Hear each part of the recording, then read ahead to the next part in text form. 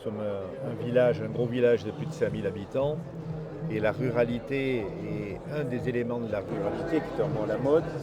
C'est l'agriculture, le maintien de l'agriculture et surtout la reconquête, puisque l'agriculture avait quasiment disparu de notre commune. Donc nous avons créé une grosse ferme laiterie-fromagerie. Nous avons installé avec le département un agriculteur bio-maraîchage, de l'apiculture, de la spiruline et que nous travaillons sur une nouvelle installation en ce qu'on appelle en ovin chair. Et là, toute l'importance de l'inauguration qui a eu lieu avec l'abattoir et l'atelier de découpe de Puget-Théniers, qui est vital, puisque nous avons mis un dispositif en place qui se base sur la valorisation des brebis en viande aussi, même si nous sommes orientés vers le fromage et le lait. Oui, alors nous sommes en train de surfer un peu sur une mode qui est la reconquête de terre par l'ensemencement de céréales diverses et variées. Et donc je suis en train de réfléchir avec mon conseil municipal à l'ouverture d'un moulin à farine permettant une petite capacité du 200 kg/h, quelque chose comme ça.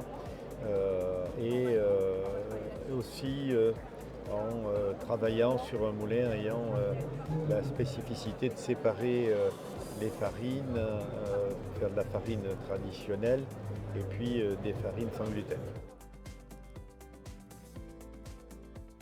Les blocages, la loi, la norme, les syndicats agricoles outranciers qui, défendant des chapelles qui ne sont plus possibles et qui sont une agriculture d'arrière-garde, contrairement à ce que fait la Chambre, pour essayer de développer une agriculture du XXIe siècle permettant des gains de productivité, permettant d'économiser l'eau, permettant d'utiliser moins d'entrants dans les terres et surtout des traitements phytosanitaires nettement non pas écologiques, mais plus respectueux de l'environnement et de la nature. On ne pourra pas tout changer au détriment de contrarier les productions qui sont déjà difficiles. Je pense par exemple à la vaccination des ovins ou des choses comme ça, qui sont aujourd'hui des choses extrêmement compliquées à mettre en œuvre et à faire évoluer. Bien sûr, nous prévoyons. Alors, d'abord, c'est la santé du citoyen. Le citoyen, on ne peut pas priver nos citoyens d'eau. Mais bien sûr, quand on parle d'utilisation de l'eau dans le monde économique, effectivement, l'agriculture est un partenaire, et notamment l'élevage, on peut décaler des semis de salade, on ne peut pas décaler d'abreuver un troupeau de brebis. Non seulement je suis favorable, je suis militant et je pense que la responsabilité de l'État, la responsabilité de la Chambre d'agriculture, et Jean-Philippe Frère fait beaucoup d'efforts sur le sujet, mais cette responsabilité, elle doit être transmise et elle doit être surtout incitative, plus qu'incitative, mais réglementaire. On a le devoir d'imposer ces réserves d'eau sans opposer le monde du ski avec les réserves, sans imposer l'élevage et le pastoralisme. Mais par exemple, si on crée une grosse réserve d'eau pour des canons à neige, eh bien, il faut l'augmenter de la part qui est nécessaire à l'agriculture.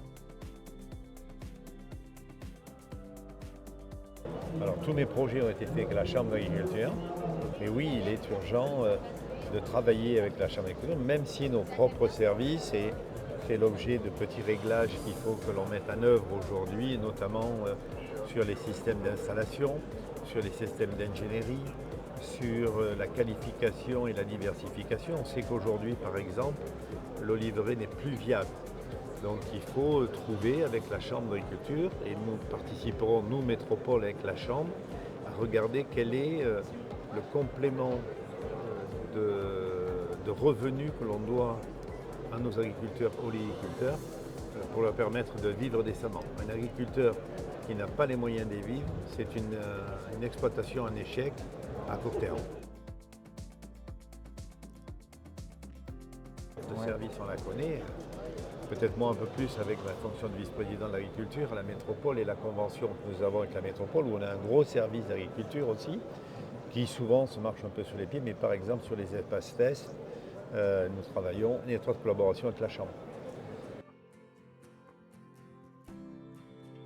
le partenariat, la programmation, la mutualisation des équipements. On l'a vu sur l'abattoir, on a un très gros sujet pour une structure de travail sur une légumerie, sur un centre de fabrication de jus, de fruits, de concentré de tomates et autres qui fait cruellement défaut sur les départements. Aujourd'hui, on en a une petite à Isola qui fonctionne bien.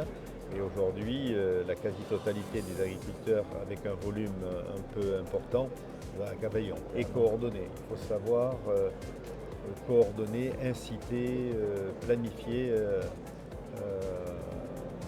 des productions étant nécessaires pour, par exemple, nourrir les enfants dans les cantines et autres.